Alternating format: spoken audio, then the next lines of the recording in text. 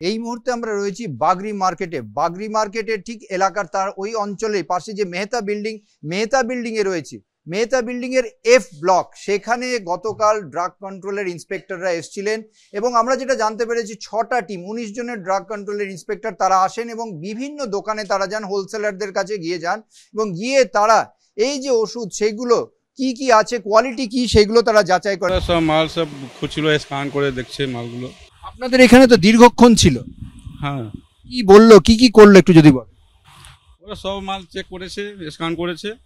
একটা আমার সারাডি ওটা স্ক্যান করার জন্য নিয়ে গেছে। এখানে স্ক্যান করে কি দেখতে চাইছে? ওই 22 নম্বরগুলো দেখছে। হ্যাঁ, সে আসল না নকল। আপনাদের এখান থেকে কি ফ্রিজ করে নিয়ে গেছে কিছু? হ্যাঁ, একটা সারাডি নিয়ে গেছে। আমাদের প্রচুর হচ্ছে, কারণ ফেক মেডিসিন কোথেকে আসছে, কীভাবে আসছে কেউ বলতে পারছে না, আমরা কিছু জানি না।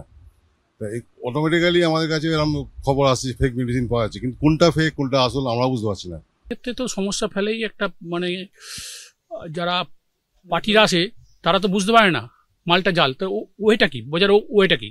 এবার কিউআর কোডে অনেক সময় জাল হতে পারে। এবার কিউআর কোডে জাল হলে জালটা কোথা থেকে আসছে সেই রুটটা না করে এই কিউআর কোড করে কি সমস্যা সমাধান হবে কি? অ্যাকচুয়ালি যদি কোম্পানিরা যদি এটা যদি করে ব্যাচ রিপোর্ট মানে টেস্টিং রিপোর্ট যদি তারা কনজিউমারকে দেয় অ্যাকর্ডিং টু ড্রাগ রুলসে কিন্তু আছে, তারা যদি চায় ব্যাচ রিপোর্ট তারা কিন্তু পেতে পারে।